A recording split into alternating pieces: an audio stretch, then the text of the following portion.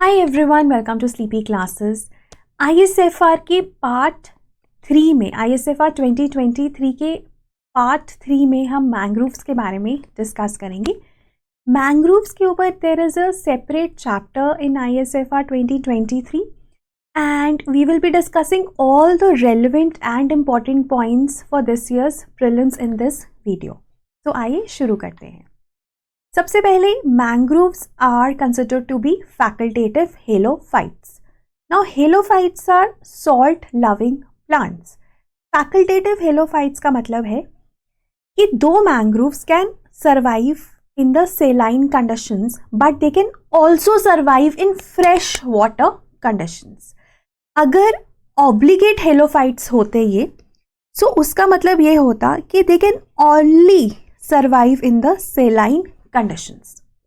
So since mangroves are halophytes, facultative halophytes, simple मतलब है कि ये fresh water में भी survive कर सकते हैं।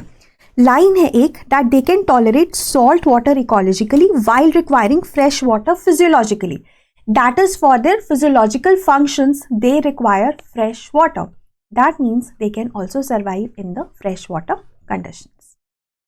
Then the other part. Now we all know जो मैंग्रोव्स हैं वो 3 से 5 गुना ज़्यादा कार्बन डाइऑक्साइड कैप्चर करते हैं from the atmosphere to carry out photosynthesis and store it under the soil beneath these mangroves. जो सॉइल होता है उसमें 3 से 5 गुना ज़्यादा ही कार्बन स्टोर करते हैं compare to let's say a similar sized tropical rain forest.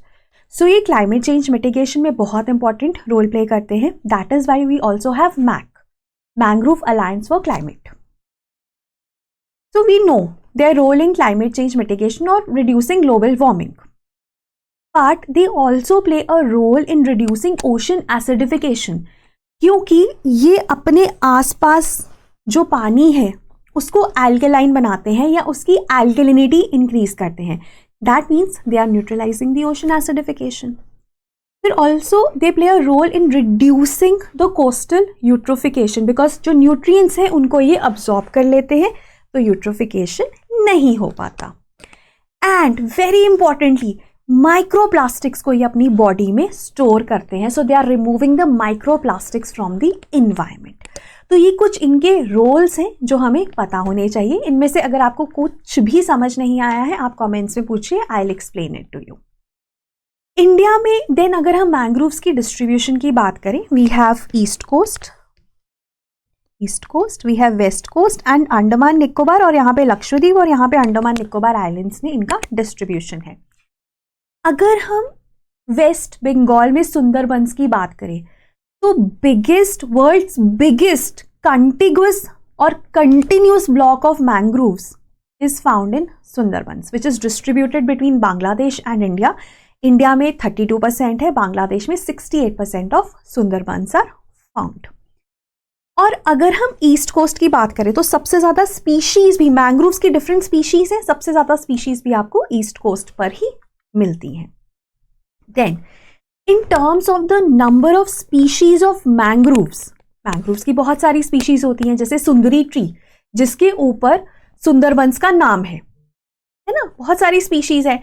तो इंडिया में तीसरे नंबर पे सबसे ज्यादा मैंग्रोव्स के प्लांट्स की स्पीशीज मिलती हैं आफ्टर इंडोनेशिया एंड ऑस्ट्रेलिया।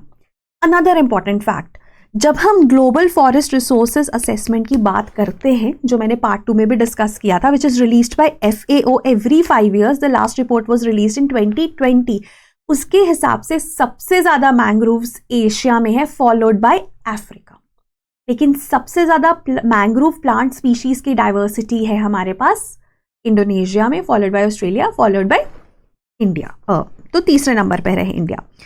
उसके बाद इंडिया में अगर हम बात करें तो सबसे ज़्यादा जो डाइवर्सिटी है मैंग्रोव प्लांट्स की, जो डाइवर्सिटी है वो अंडमान निकोबार में मिलती है। ठीक है, if you have to choose one UT और state, it's Andaman and Nicobar islands. If you have to choose coast then you will say complete eastern coast.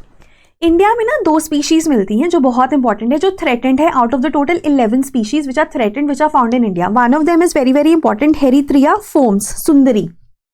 IUCN status is endangered. And इसी के ऊपर ना सुंदरबंस का भी नाम है, ठीक है, they are named after the sundari tree. उसके बाद मैंग्रोव्स में बायोडाइवर्सिटी मिलती है। Sundarbans are the only mangroves which also have tigers. So दुनिया में सबसे ज्यादा biodiversity within the mangrove forest, जैसे वहां पे प्लांट्स, एनिमल्स जो मैंग्रोव्स में मिलते हैं, सबसे ज्यादा आपको इंडिया में मिलते हैं। और Bhitarkanika is also considered to be mangrove genetic paradise, क्योंकि इतनी ज्यादा बायोडाइवर्सिटी आपको यहाँ पर मिलती है। अगर आप सबसे ज्यादा एरिया वाइज देखें, मैंग्रोव्स आपको वेस्ट बंगाल में मिलेंगे, followed by Gujarat, followed by Andaman and Nicobar islands.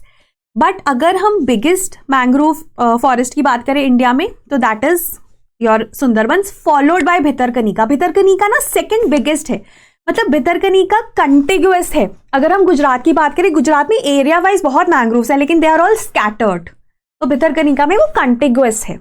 तो आई होप ये डिफरेंस भी आपको पता होना चाहिए। देन कंजर्वेशन की बात करें तो मैंग्रोव्स के लेकर बहुत इनिशिएटिव्स हुए हैं, जैसे ना फिश बोन टेक्निक जो कि आंध्र प्रदेश और तमिलनाडु में यूज हुई है, जिसकी वजह से मैंग्रोव्स को रीस्टोर किया गया है। सो फिश बोन टेक्निक है। देन महाराष्ट्र में we have a mangrove cell to enhance the conservation and management efforts, and mangrove state mangrove tree Maharashtra ने डिक्लेयर किया है एज सोनेरेशिया अल्बा। तो पहले स्टेट मैंग्रोव ट्री एक नई चीज है जो कि महाराष्ट्र ने करी है, और कौन सी करी है? सोनेरेशिया अल्बा। तो ये कंजर्वेशन के लिए इंडिया में मेजर्स हो रहे हैं। देन फाइनली ISFR ये कहता है कि हमारे देश में मैंग्रोव्स का जो एक्सटेंट है वो 4991.68 है स्क्वायर किलोमीटर्स, और डिक्रीज हुआ है। तो मैंग्रोव्स के केस में डिक्रीज हुआ है। ये बहुत इंपॉर्टेंट एक चीज है, PIB की अगर आप रिपोर्ट पढ़ोगे उसमें ये पार्ट मिसिंग है, ठीक है। So overall mangroves have shown a decrease, but there are states which have shown an increase, include जो सबसे ज्यादा इंक्रीज आंध्र प्रदेश में हुआ है, फॉलोड बाय महाराष्ट्र। और उसके रीजंस ये हैं, आंध्र प्रदेश में we have fish bone technique, और महाराष्ट्र भी मैंग्रोव सेल और ये सब इनिशिएटिव्स ले रहा है टू प्रमोट मैंग्रोव्स। तो ओवरऑल डिक्रीज हुआ है, बट अगर हम स्टेट्स लाइक आंध्र प्रदेश में देखें तो सबसे ज्यादा इंक्रीज अगर मैंग्रोव्स में हुआ है तो आंध्र प्रदेश में हुआ है, महाराष्ट्र में दूसरे नंबर पे, बाकी स्टेट्स में हम कांस्टेंट डिक्रीज देखते हैं, which is a decrease of 7.43 kilometres overall. So that was all regarding this part. और हमारा प्रीलिम्स का क्रैश कोर्स का नया बैच शुरू हो रहा है फ्रॉम 7th, तो अगर आप उसमें उसका पार्ट बनना चाहते हैं तो ज़रूर बनिएगा। बहुत ही क्रिस्प येट कॉम्प्रिहेंसिव वे में अपना कंटेंट हम कवर करते हैं। Along there are live classes, and then we have mentorship by the selected candidates and mentorship sessions with faculty. We have full length tests, and we all cover the current affairs very very comprehensively. तो अगर आप इसका part बनना चाहते हैं तो ज़रूर बनिए। We also have a huge combo जिसमें जो one stop solution हो सकता है आपके prelims का, in terms of GS, in terms of CSAT, in terms of test series, in terms of current affairs, right? So that's all from our end. Thank you so much. Have a nice day.